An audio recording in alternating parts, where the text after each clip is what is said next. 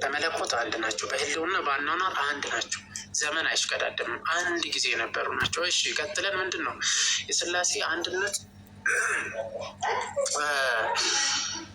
ሁሉም በመፍጠር አብ በመፍጠሩ ማለት ፈጣሪ ተብሏል። ወልድን መንፈስ ቅዱስን ተነግሮለታል። በዕብራውያን ምዕራፍ 1 ላይ ሁሉንም ዓለማትን በልጁ ነው የፈጠረው ነው የሚለው መጽሐፍ ቅዱስ። ስለዚህ በልጁ ነው የተፈጠሩት ምን ዓለማት ሁሉ በእርሱ ሁሉ ከእርሱ እንደሆነም ጭምር ነው የሚጠቀስለት ለወልድም ጭምር ማለት ነው። ስለዚህ አብ ወልድ መንፈስ ቅዱስ በአፈጣጠር በአገዛዝ አንድ ናቸው ማለት ነው።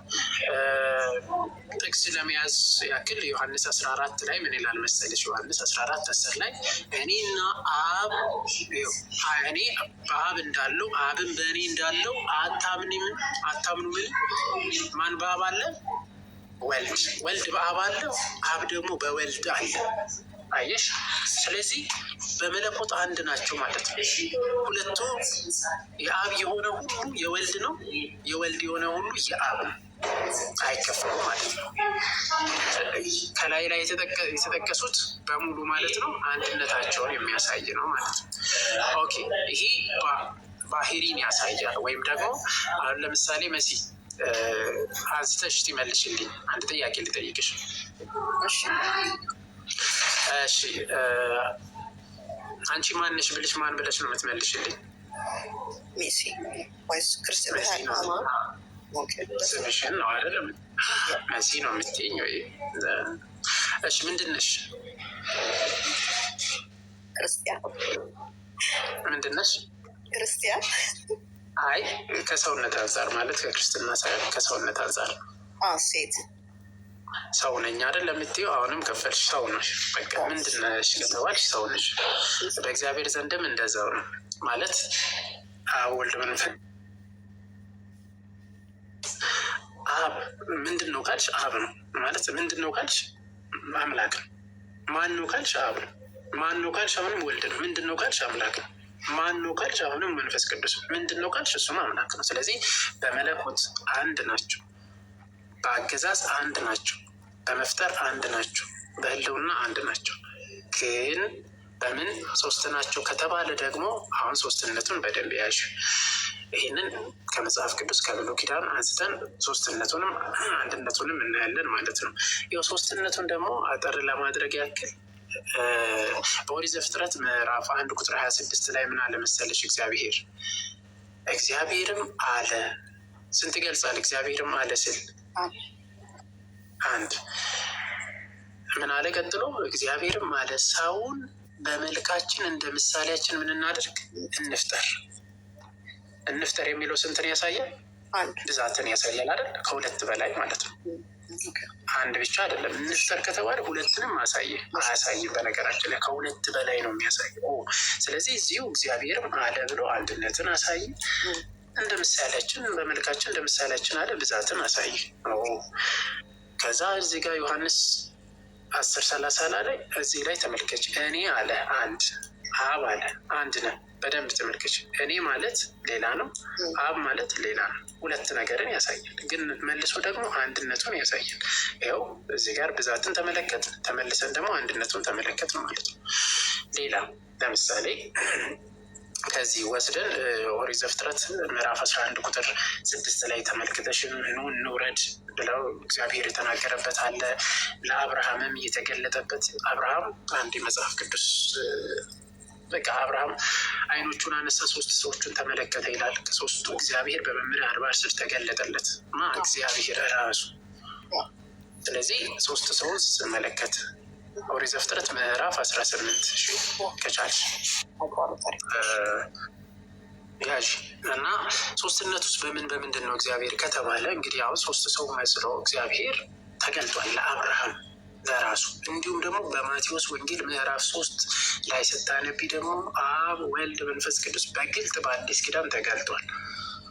አብ በሰማይ የሚወደው ልጅ ይህ ነው አለ። ወልድ ደግሞ ሲጠመቅ እናያለን። መንፈስ ቅዱስ ደግሞ በእርግብ አምሳል መጥቶ ሲወርድበት ተመለከት።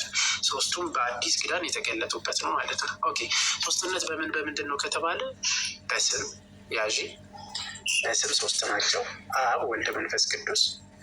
በአካል ማለት እኔነት አብ እኔ ማለት ይችላል፣ ወልድ እኔ ማለት ይችላል፣ መንፈስ ቅዱስ እኔ ማለት ይችላል። የየራሳቸው እኔነት አላቸው ማለት ነው። አብ የራሱ ፐርሰን ማለት ነው። አካል ስንል ፐርሰን ስሪ ፐርሰን ብለን እንገልጻለን። ሶስት በግብር ሲባል አብ ወላዲ እንዲሁም አስራጺ ነው። ወልድ ተወላዲ ነው። መንፈስ ቅዱስ ደግሞ ሰራጺ ነው፣ በግብር ማለት ነው። ስለዚህ ከአብ የሚወለደው ማን ነው ከተባለ ወልድ ነው። ስለዚህ ወልድ ልጅ ነው፣ የተወለደ እንላለን። ከአብ የሚወጣው ወይም ደግሞ የሚሰርጸው ማን ነው ከተባለ ደግሞ መንፈስ ቅዱስ ነው። መንፈስ ቅዱስ ከአብ የሚወጣ የሚሰርጽ ተብሎ ነው የሚነገርለት ማለት ነው። የእግዚአብሔር እስትንፋስ ተብሎ የሚነገርለት ማን ነው? መንፈስ ቅዱስ ነው። መንፈስ ቅዱስ ነው። በግብር ስንት ናቸው? ሶስት ናቸው። በኩነትም ሶስት ናቸው። ሶስትነትና በኩነት ሶስትነትና አንድነትን ያሳያል። በአብ ልብነት ያስባሉ፣ በወልድ ቃልነት ይናገራሉ፣ በመንፈስ ቅዱስ እስትንፋስነት ሕይወት ለዘላለም ይኖራሉ ይላል። ስለዚህ ሁሉ ነገር ከአብ ነው። በማን በኩል? በወልድ በኩል። በማን አሰራር? በመንፈስ ቅዱስ አሰራር ይህ ሁሉ ተከናውኗል። በደንብ አስተዊ። አሁን ለምሳሌ መሲ ልጠይቅሽ አንድ ጥያቄ። ነፍሳችን ስንት ናት? ነፍስ፣ መንፈስ፣ ስጋ በሚለው ነፍሳችን ስንት ናት?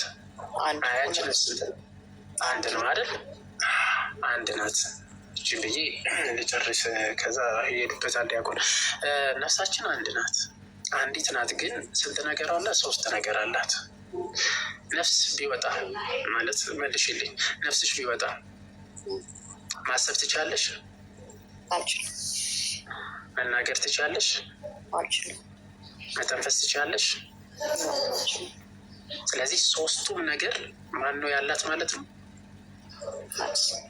ነፍስ ናት። ነፍስ ሶስት ነገር አላት ማለት ግን ሶስት ነፍስ ማለት ነው?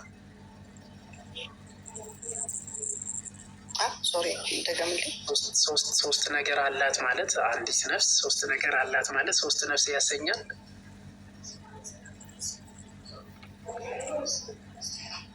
መሲ አያሰኝም አይደለ? ቴንኪው።